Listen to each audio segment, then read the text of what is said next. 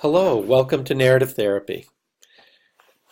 I'm Craig Owens. I'm an assistant clinical professor in the School of Social Work at the University of New England, and it's my pleasure to be your host throughout this journey through narrative therapy.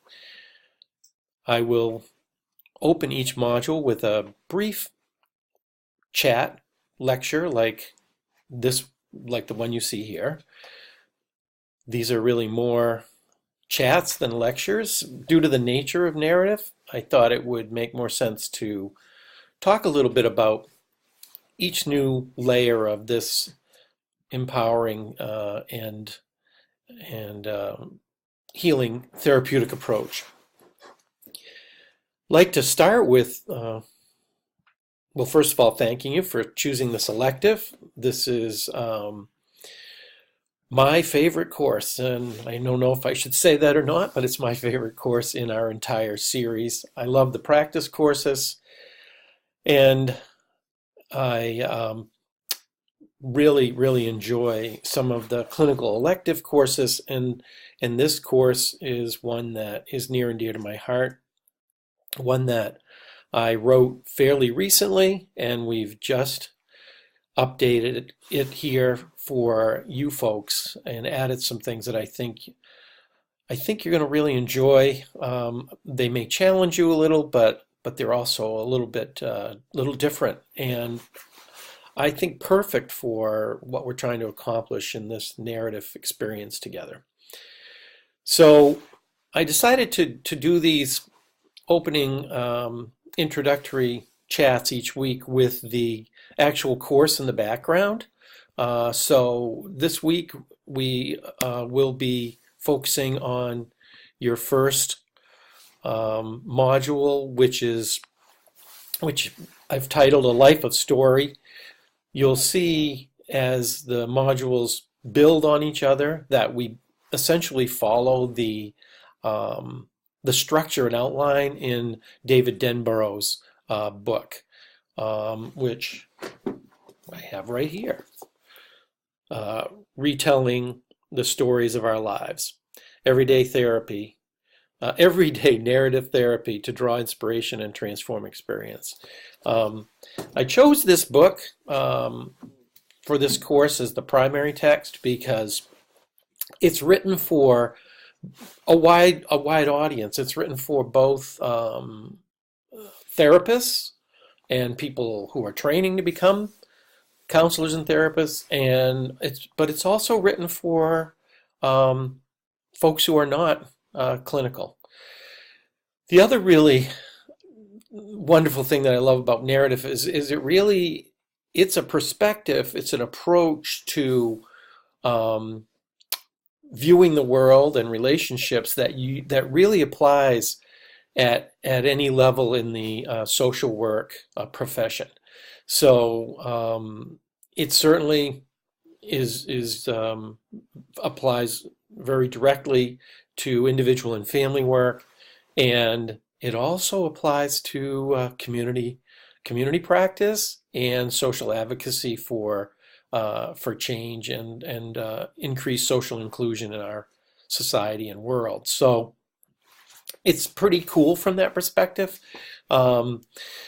The other thing about narrative, as you get into this first week in the readings, you'll get a chance to get introduced to it. You'll get introduced to things like the alternate storyline and concepts like that, initial concepts like that. One thing that is interesting to me has always been interesting since I've become so immersed and really consumed by narrative. It's really how I see the world. It's how I see relationships. It comes into the room in almost all of my clinical interactions and my therapeutic and counseling relationships, for a number of reasons. But the primary reason being that it's such a hopeful perspective.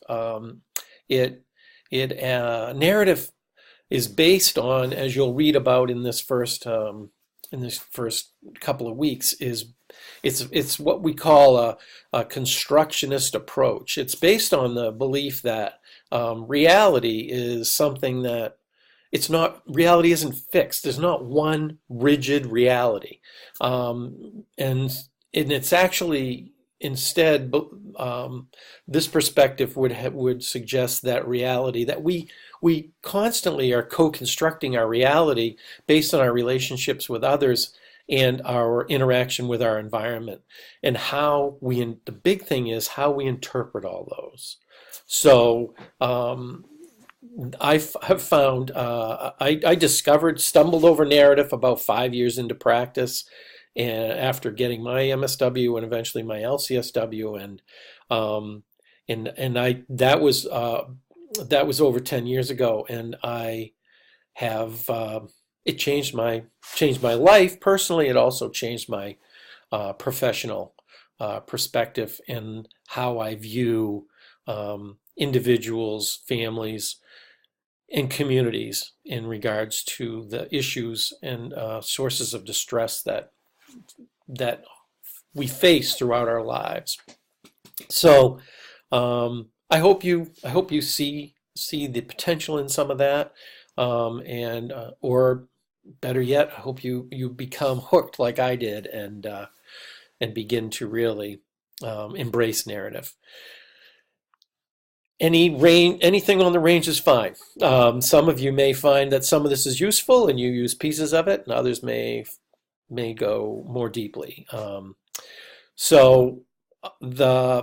This week we're going to have you practice creating a video, and the reason for that is because we're using video in this course in a unique way to have, instead of having you demonstrate your growing understanding of narrative exclusively through papers and discussion type discussions, we created a unique approach that we're piloting in this course that will pair you up with another student, and we're giving you the technology and the guidance to create your own practice videos where you can actually do role playing and practice real time with another a colleague, another student, anywhere in the world.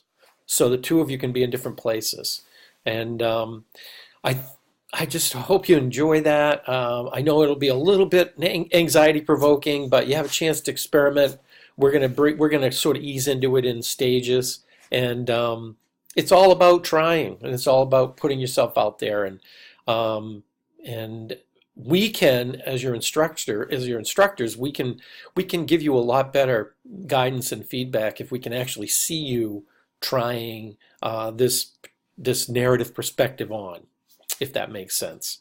So enjoy that. Don't stress out about it. We're not going to be rating you as future Golden Globe actors and Emmy Award winners. We're looking at the content of your work, and you'll have plenty of chance to practice. You decide when you have a video you like, and that's what you keep. And so that's coming, but you have a few weeks to get ready for that. So don't panic.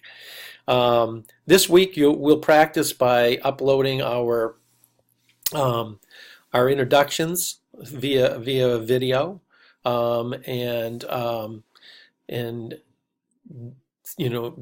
that should give you a chance to begin to work through some of the angst around how do we do this,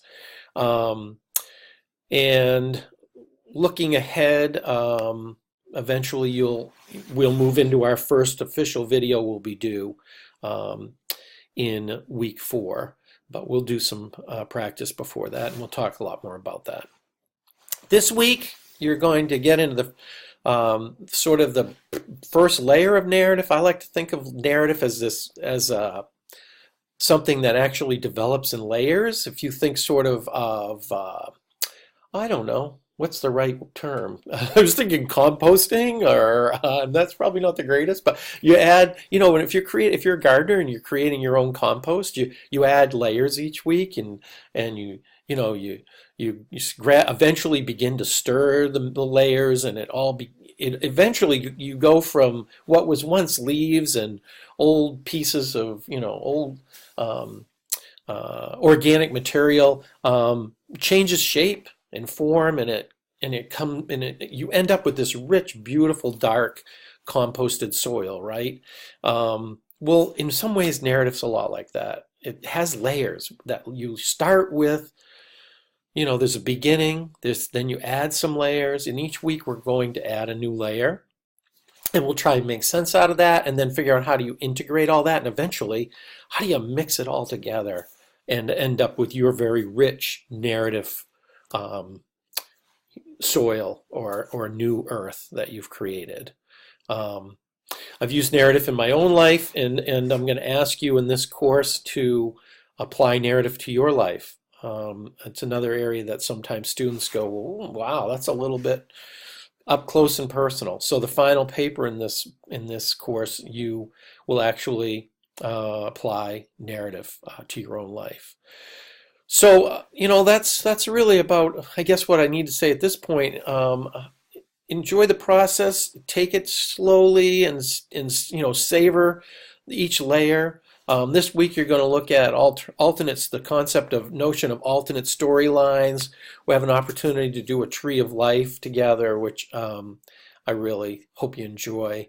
And the some a nice early video to watch on creating tree of lives, family trees, and some readings around what is narrative therapy.